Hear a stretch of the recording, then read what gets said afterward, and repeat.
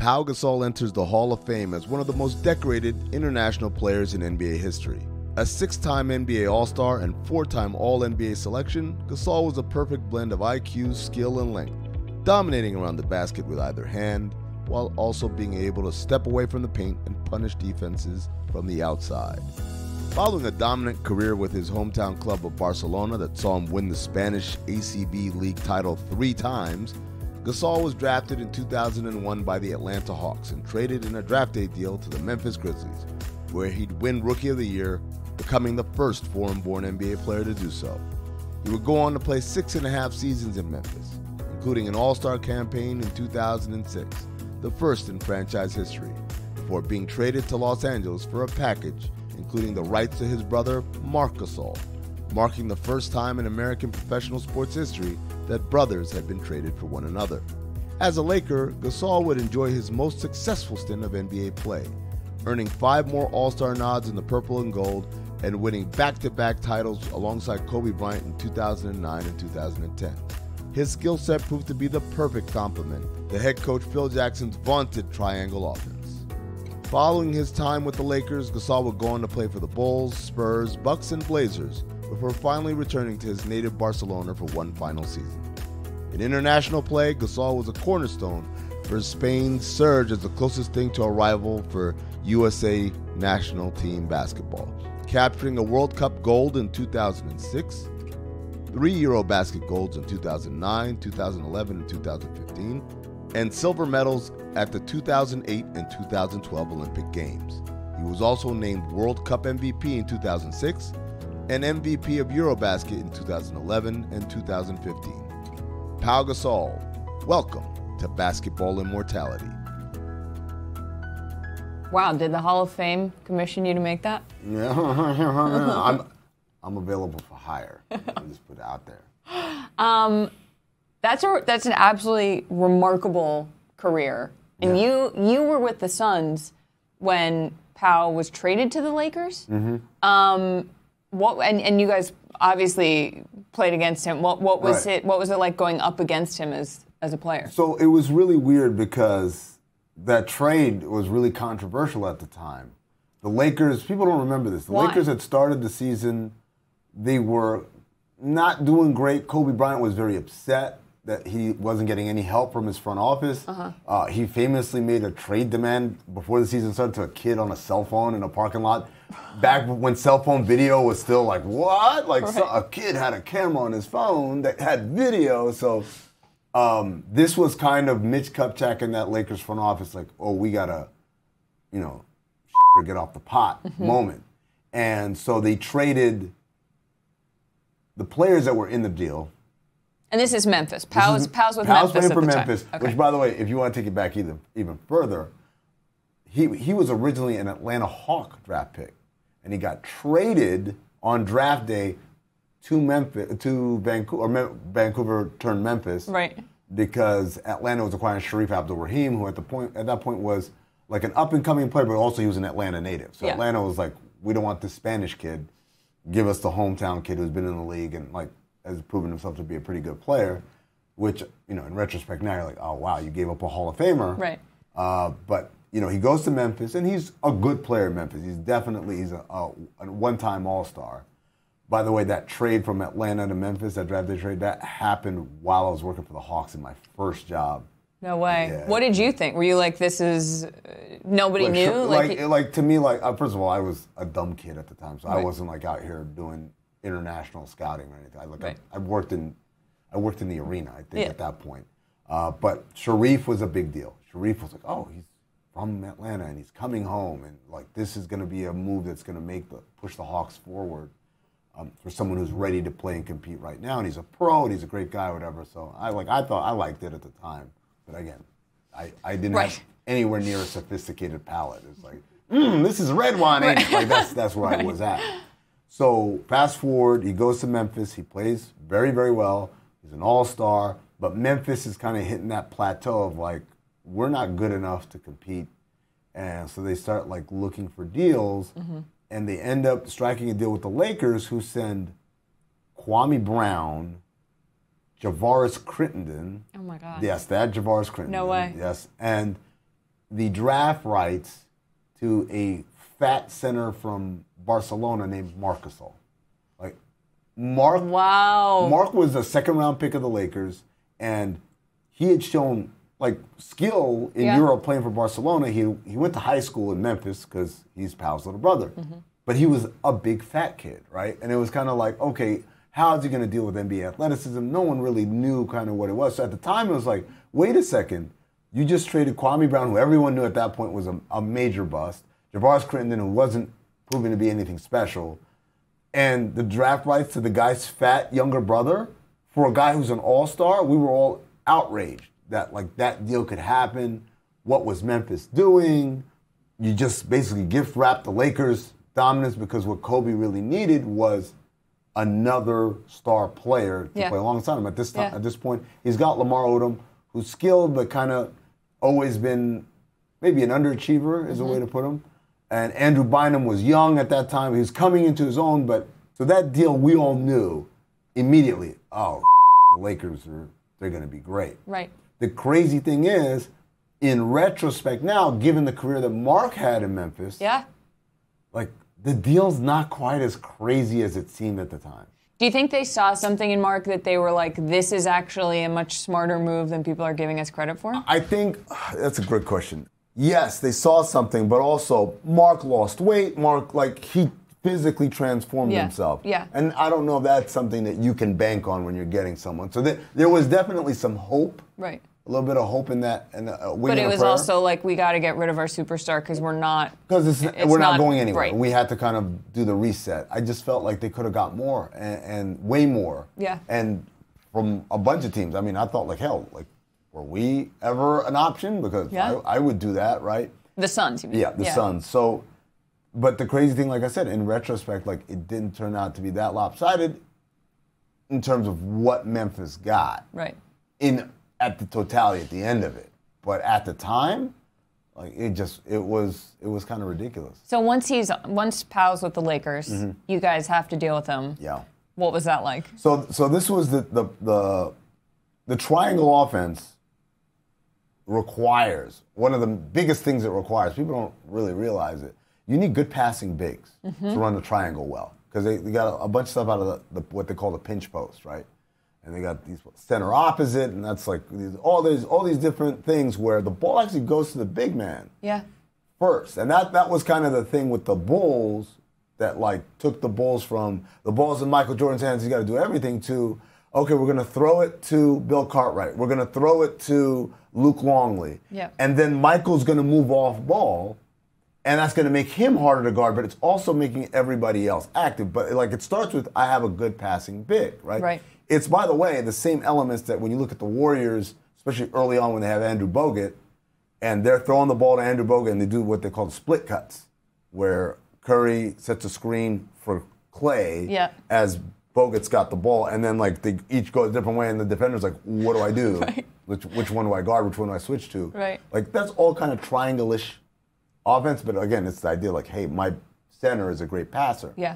So they have Lamar Odom, who's a great passer, but he's a backup, right? Yeah. So you bring in Pau Gasol, and he's a starter, and now you got two guys you could throw on either elbow, and now they're both doing this passing stuff.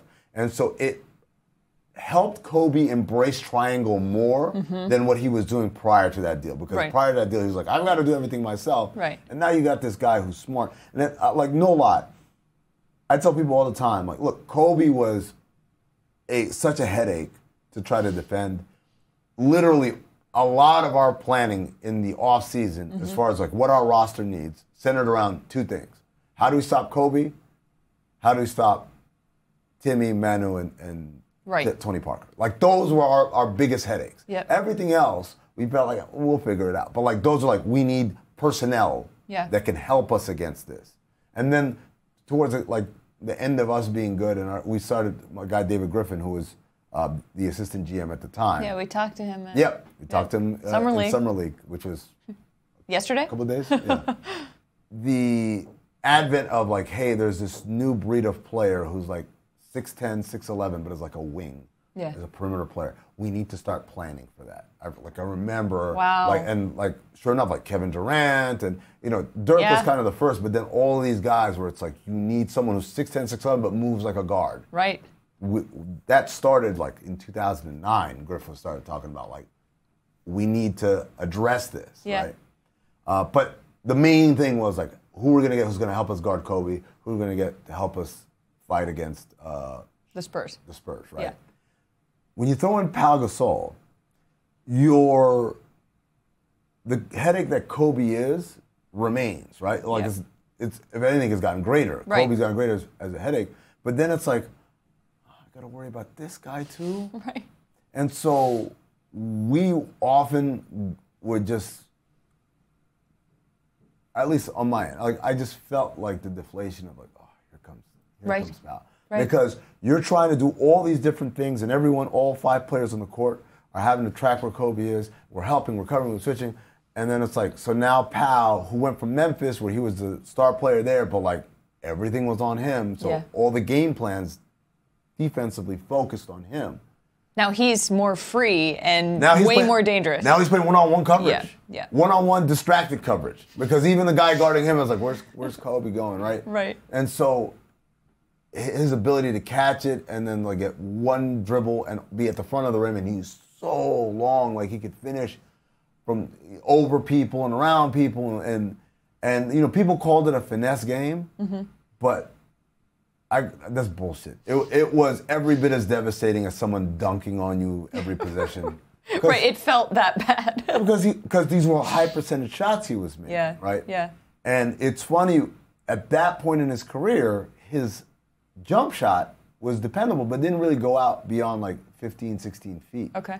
And later on, when Mike D'Antoni becomes the coach of the Lakers, he tells Pau, hey, you need to be able to shoot threes. You need to be able to space the floor. And Pau famously didn't like that. He's grumbling because he's like, under Phil Jackson, I played here, and these are my spots. Right. But Mike played a spread offense. He didn't want anyone clogging the paint area. Yeah. So he didn't have as many post-ups. He's like, look, I need you to pick and pop to give Kobe space to operate. Pau resisted it, and he was just dumb. And then the crazy thing is later in his career, when he goes to Chicago, when he goes to San Antonio, he embraces it and actually becomes a really good three-point shooter, and it gives his career great longevity. So this thing that he was so sure was dumb actually adds like 5 years at the back end of his career. And the irony is the same thing happened with Marc Gasol. When David Fizdale comes to Memphis, Marc, who had been accustomed to playing on the block, him and Zebo, grit and grind. David Fizdale comes to modernize Memphis's offense. He tells Marc, I need you to be able to shoot threes. And Marc says, this is dumb. I don't know why I'm doing this. So Marc gets to Toronto and becomes what? A pick and pop three-point shooter. I was going to say an NBA champion. And becomes an NBA champion as well. So I guess like the stubbornness for what's good for you runs in the Gasol family. Yeah. Wow. What's one thing about Pau that you don't think is reflected in the box score? That, like, talking about how great he was, the ephemeral stuff or the stuff that fans remember him for. Like super fans will remember this, but maybe some people watching this won't. He wanted to be a doctor. No way. He wanted to go to med school, and he wanted to be a doctor. And he was like a lot of his charitable work was like Doctors Without Borders and stuff like that, because Pau was like, okay, I'm going to play a few years for Barcelona, where he's from, and it's a prestigious club in Europe. And he said, and when that's done, I'm gonna go to med school, finish up my med degree, and then be a doctor. And then of course he gets drafted, he goes to the NBA, and he has this amazing career, makes a lot of money, and it's like, maybe there's other ways I can help doctors that aren't necessarily. I had no idea. Yeah. Wow, good for Pau. Good for Pau, absolutely. What was his? I didn't come up as entrenched in the basketball world as you did. What was his like? Was he mouthy? Was he like in guys' faces or? No, I mean he was a passionate player, like a lot of screaming and like what do they call primal roars after big plays, but wasn't really a trash talker. And if anything, like again, like finesse and soft and all these things were terms that came up a lot. I'm sure if we had our buddies Kevin Garnett and Kendrick Perkins here. They'd have some choice words about him from a toughness standpoint. Yeah. I didn't buy into any of that. Yeah. And I think a lot of it stems from Kobe wanting him to be more aggressive. There was a whole, that was around the time the movie Black Swan came out with Natalie Portman. and Kobe called him a black swan or whatever, and or you got to bring out the black swan. Or, like, Kobe was weird like that sometimes. He'd watch a movie or read a book, and then, like, the things like Kobe would watch nature documentaries of, like, leopards hunting, and it's like, I try to incorporate. Like, be a leopard. Like, incorporate the moves. Like, and I don't know. Some of this stuff sounds like legend, but also. Like, not that it didn't happen, that he didn't say those things, but it's also like, it's the kind of stuff you say, and it grows and it becomes a thing, but it's not actually real. So, like, totally. Was Pau Gasol hyping himself up before every game? I'm like, I've got to be a black swan today. I don't think so. Like writing in the mirror with the black lipstick. Yeah, but that's so funny. But for sure, that was something that, like, that thing dogged him, and the reality is, all you got to do is see what he did in a Spanish national team uniform. Yeah. Right. I think when you talk about Team USA from Redeem Team 2008 until for that next decade where USA basketball dominance had returned in the Olympics and in the World Cup and all, the biggest threat every year was Spain, because Spain was one of the few teams that had like a bunch of dudes who were NBA players, more than 3 or 4, like 7, 8 guys who were NBA players. Yeah. And they play together. They grew up together, so they had a chemistry. Like the Canada of today, sort of? Yeah. It's like all these guys know each other. They play with one another. And so they're not as like disjointed or kind of pick-up ball like Team USA was. Right. And so they pushed, you watched that 2008 gold medal game. Yeah. Like, USA won, and they managed to pull away, but they played Spain twice. And in the first game, there's a famous story about Kobe saying, the first play of the game, they're going to run this down screen for so-and-so, and Pau's going to set the screen. And Kobe says, let me be the guy who guards so-and-so. And so, sure enough, they run the play. And by the way, 2008 Redeem Team, I did advanced scouting work for it. So hey. You're welcome, America. I gave you a gold medal.